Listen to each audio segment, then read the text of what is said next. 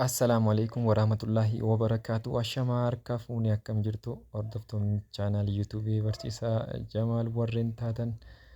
Egaa har'aan tanaas deebinee dhufnee jirra. Haa ta'u haalleen garaagaraatiin isinirraa turuun kiyya ni yaadatama.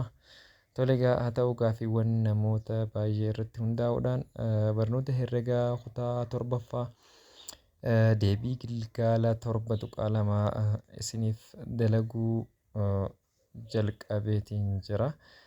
Egaa innis akka armaan gadii taha. Gaafichi akkana ja'a.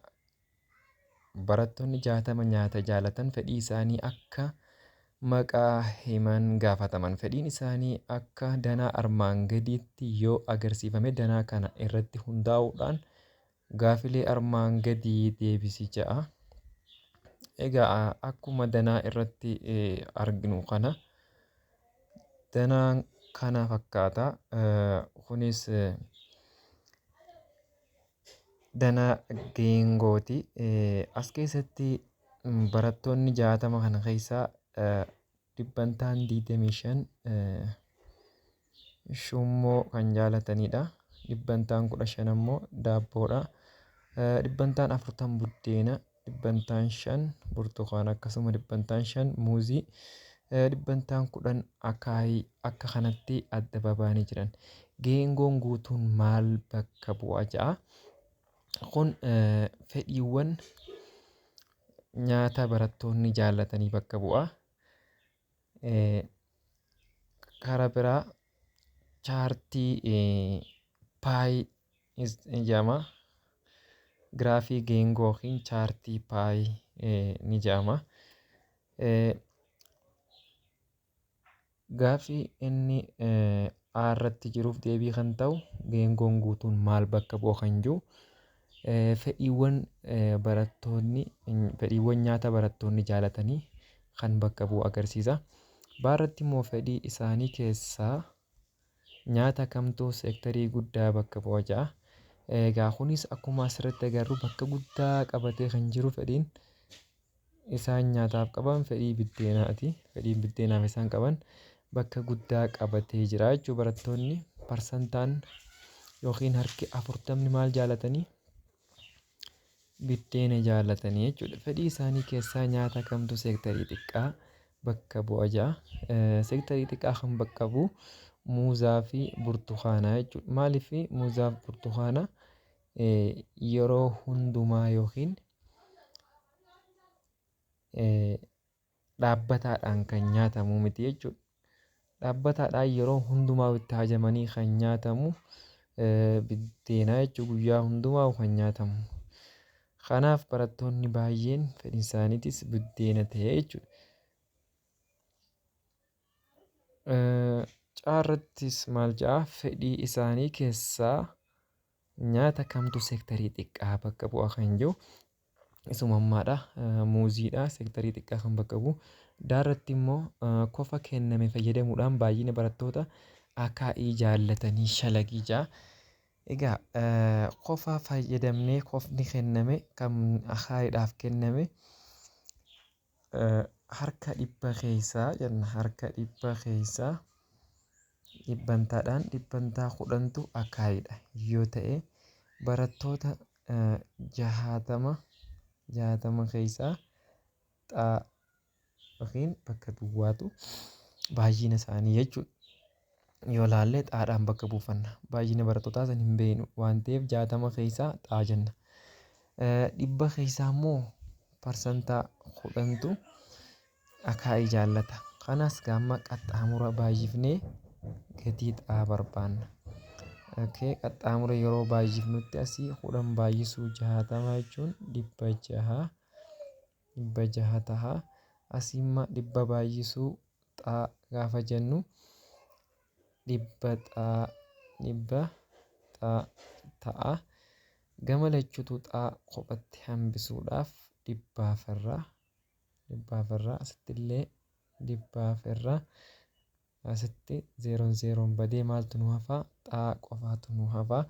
Kanaafuu asitti illee 0 2 gaafa balleessitu 6 jala takka jechuun 6 jechuudha.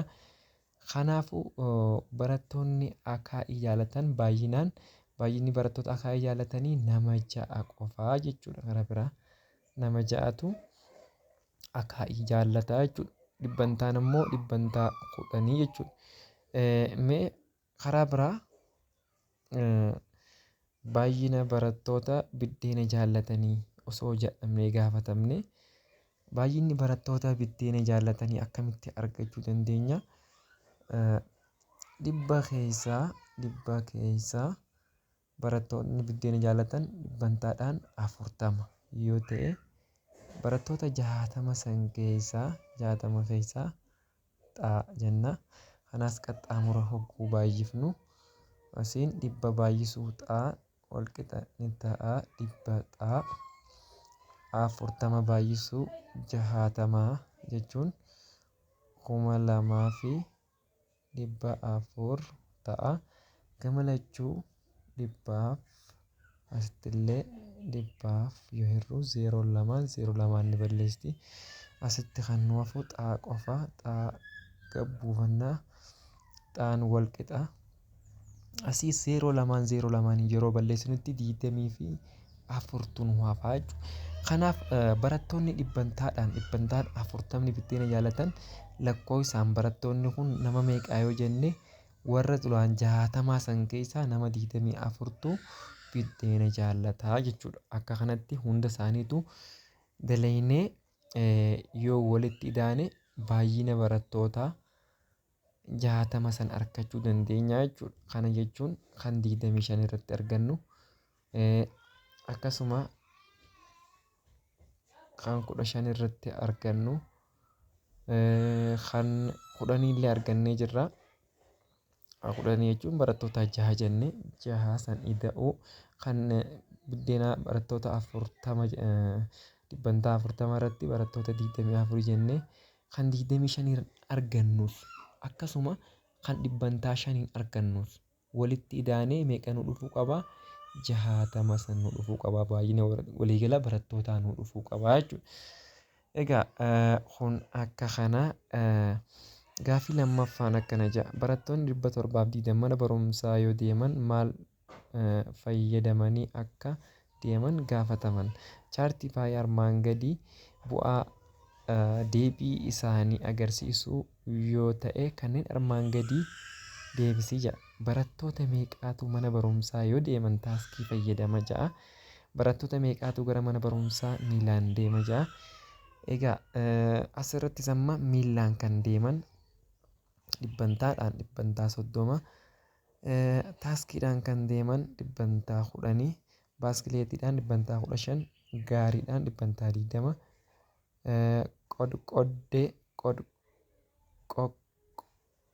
doqqee yookiin doqdoqqee jechuma motoraan kan deeman dhibbantaa 25.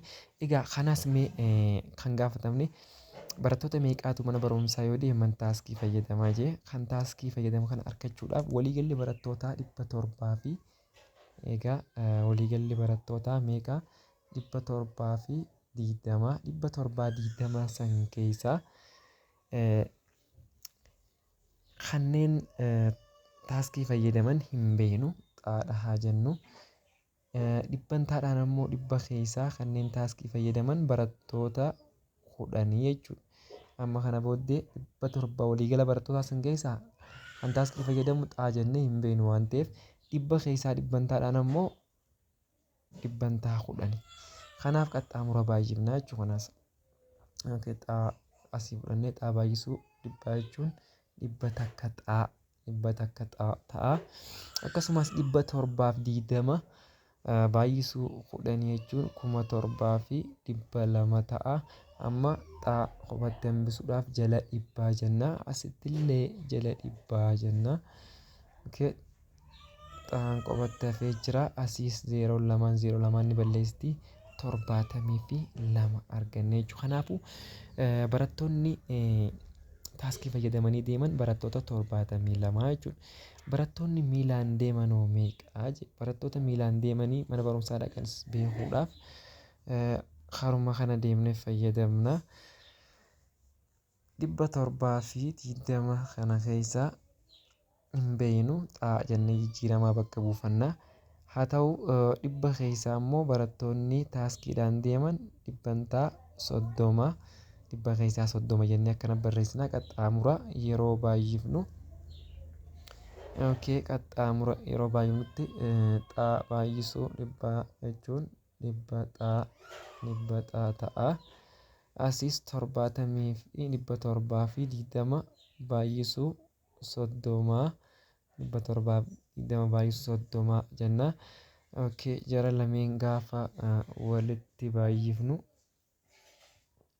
0 lafuma dhiifne 72 baay'isuu 3 yoo jenne 3 baay'isuu 2 6 ta'a. 3 baay'isuu 7 jechuun 20 fi takka 200 fi 16 ta'a.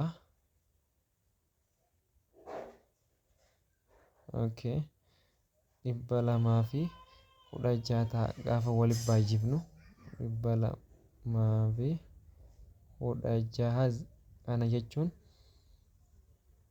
20 takka 600 jechuudha. Amma jala dhibbaa asitti illee jala dhibbaa jenna. Gamalachuu dhibbaa firree asitti xaan keenya yookiin jijjiiramaan 0 balleessite 200 fi 16 jechuun baay'ina barattootaa kanneen miilaan mana barumsaa dhaqanii baay'inni isaanii nama 200 fi 16 dhibbantaadhaan yoo ilaallu dhibba keessaa parsantii 30 jechuudha. Dhibba keessaa parsantii 30tu miilaan dhaqa. Baay'inni san nama 700 fi 20 san keessaa immoo kan miilaan deema nama 200 fi 16 jechuudha. Akka kana gaafiin inni itti aanu maatiin caaltuu galiin isaanii waggaa 24dha. Chaartiin paayii armaan gaditti fayyadamaa maallaqa isaanii agarsiisa yoo ta'e chaartiin armaan gadii maallaqa isaanii kanneen armaan gadii irratti baasan barbaadija. Maallaqa isaanii agarsiisa yoo ta'e maallaqa isaanii kanneen armaan gadii irratti baasan barbaadija. Nyaataaf amma dhibbantaadhaan yoo ilaalle wanti isaan nyaataaf baasan dhibbantaa 90 digriidhaan jechuudha. Amma asirratti digriidhaan agarsiifamee jira. Yeroo digrii asirrattis wanti beekuu qabnu yoo digriidhaan kaa'ee kan nuti fayyadamnu 360 fayyadamna. Yoonii fi dhibbantaa ta'e immoo 100 fayyadamna jechuudha. Tokkuma lachuutu garaagarummaa waan qabu miti. Yeroo dhibbantaa 100 fayyadamna. Yeroo digriidhaan immoo 360 fayyadamna. Meetolee haa ilaallu. Nyaataaf waan isaan baasan haa barbaannu. Galiin isaanii qarshii 24,000. 24,000 kana qabaachuu isaanii ni beekna. 24,000 qaban haa jennu. 24,000 galii isaanii ji'aa kana keessaa nyaataaf waan isaan baasan hin beeknu xaa jenna. Digriidhaan yeroo ilaallu immoo 360 keessaa kan isaan baasan 90 jechuudha. 360 keessaa 90 kan ga'u nyaataaf baasanii digriidhaan digrii 90 nyaataaf yoo baasan amma kanas asumatti salphisuus ni dandeenya. Garuu immoo mee haa deemnu. Xaa baay'isuu 360 wal qixa ni ta'a.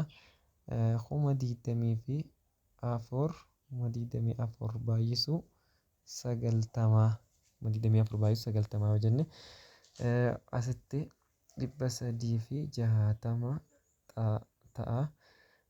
Kunis gaafa walitti baay'ifnu 24,000 baay'isuu 90 asitti jala 360 osoo kana walitti hin baay'ifne jechuudha. Jala 360 firra asitti 360 firamee takka xaa yookiin xaa qofaatu nu hafa. Asitti immoo zeeroon tun zeeroo tana balleessitee jirti. 36 sagaliif yoo hirru 36 sagaliif yoo hirru 4 ta'a.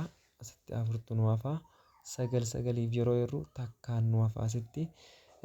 Ammallee asi kan nu hafu 24,000 24,000 kana akkuma jiru 0 itti dhiifnee 24,000f yoo hirre 6 0 3 bira finna 6,000 ta'a. Okay. 6,000 xaan keenya wal qixa 6,000. Kanaafuu wanti isaan nyaataaf baasan jedhatti qarshii 6,000 gara qarshiitiin jechuudha. Nyaataaf kan isaan baasan yookiin nyaataaf kan isaan oolchan jechuudha. Qarshii 6,000 jechuudha. Akkuma kanatti hunda isaatu argachuu dandeenya. Mee ammallee tokko isiniif itti haa dabalu. Baarratti qusannaadhaaf qarshiin isaan oolchan maallaqni isaan oolchan hangami hinjuu. Egaa qarshiin isaan ji'atti argatan yookiin waggaatti argatan qarshii 24,000 kana keessa qusannaaf kan isaan oolchan qarshii hangam akka ta'e hin beeknu. Mee xaadha haa jennu wal qixani ta'a. Qarshii kana keessa digriidhaan yoonii fi ibsinu waan isaan qusannaaf baasan san jechuudha. 360 keessaa qusannoof kan isaan oolchan digriidhaan 54 jechuudha. Digriidhaan 54. Kanaas akkuma silaa gaafa waliin baay'ifnu xaa baay'isuu 360 jechuun 360 ta'a. Akkasuma 24,000 baay'isuu 54 yoo jenne ammas osooniif kana lameen osoo waliin baay'isin gamalachuutu 360 hiruu dandeenya. 360 badee xaatu hafa. Asitti illee 360 irraa tole egaa asitti 0 takkitti tana 0 asii takkittiidhaan balleessina. 2,400 baay'isuu 54 jala 36 yoo jennu asitti amma 36 yoo hirru 6tti ga'a 24 0 lamaan dhiifne 24 kanas 6 yoo hirru 4 400 jenna. 400 xaan akkuma jiru gabbu'ee 400 baay'isuu 54 jala 6 jenna. Jala 6ti jechuudha. Asumatti ammallee 6 yoo hirre takka gaha 54 illee 6 yoo hirre 9 ga'a 54 6 yoo hirre 9 ga'a. Asii 9tu nu hafa 400 baay'isuu 9 yoo jenne yookiin 4 baay'isuu 9 baay'isuu 4 jechuun 36 ta'a. 0 lameen gaafa bira finne 36 biratti 0 lameen gaafa finne 3,600 jechuudha. Wanti isaan qusannoodhaaf oolchanii qarshii 3,600. Kanaaf gaa foormuluma kana fayyadamne hojjechuu dandeenya jechuudha. Kanaaf karaa baay'ee salphaadha. Waan isinitti ulfaatee isin rakkisuu miti. Mee gaaffii afuraffaarraayis hanga ta'e isiniif haa yaallu. Guddina hawaasummaa aanaa tokkootiif baajanni akka armaan gadiitti yoo kenname odeeffannoo kana chaartii paayitiin mul'isi jaa. Kanas chaartii paayitiin mul'isi odeeffannoo kana gaafa jedhu amma baay'ata magaalaa tokkoof qabame yoo jenne baay'inni magaalaa tokkoof qabame qarshiidhaan hangam akka inni ta'e asirratti ida'ama barumsaaf kan jiru, fayyaaf kan jiru, guddina hawaasummaatiif kan jiru kana hunda isaaniitu yoo walitti ida'ane baay'ata magaalattiidhaaf qabame san jechuudha. Inni jalqabaa 100,000, 75,000, 20,000. Egaa kana jechuun 195,000 hundumaa yoo walitti ida'ane jechuudha. 100,000 ida'uu 75,000 ida'uu 20,000 tolee hunda isaaniitu yoo walitti ida'ane 100,000 fi 95,000 jechuudha. 95,000 jechuudha. Kun baay'ata magaalaa tokkoof qabamedha. Mee kanas gaa chaartii paayii irratti akkamitti mul'ifnaa yoo jenne yookiin digriidhaan agarsiisuu dandeenya yookiin ammoo dhibbantaadhaanis agarsiisuu dandeenya. Haa ta'u chaartiin paayii isuma geengoo kanarraa hundarra guddaa kan ta'e ammaa as keessatti hundarraa guddaa kan ta'e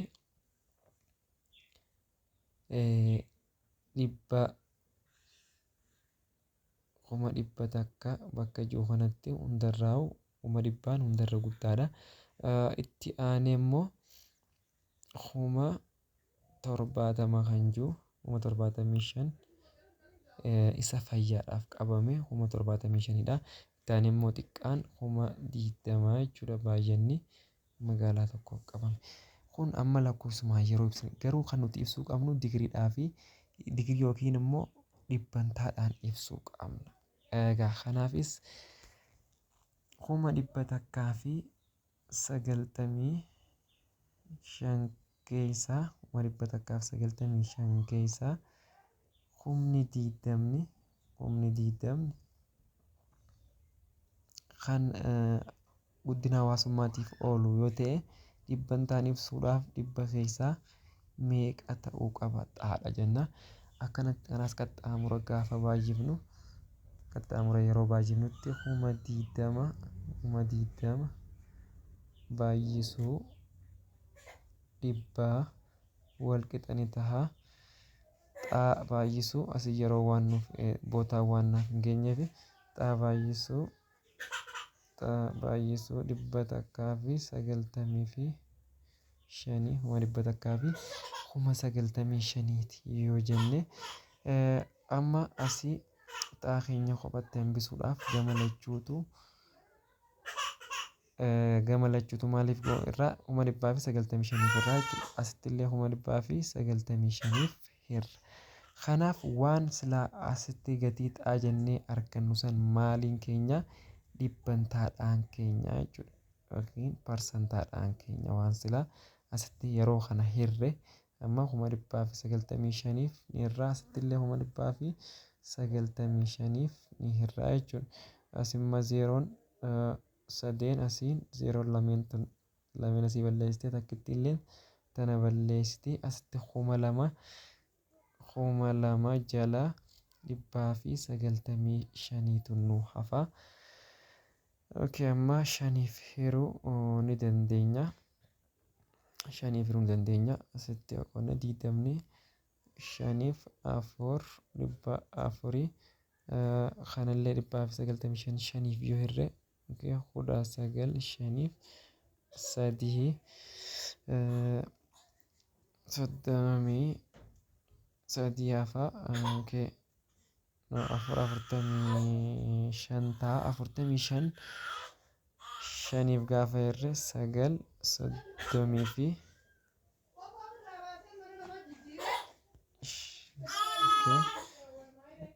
8 ta'a 400 jala 30 fi 9ti 39 jenne. Kanaaf amma 400 gaafa hirru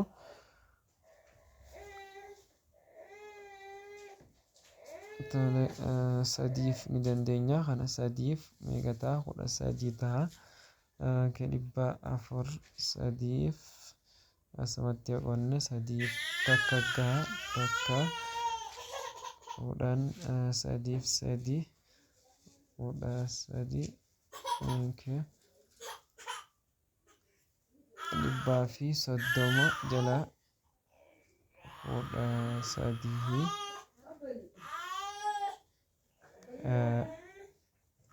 tuqaa qabaata. Tuqaa qaba. Kanaaf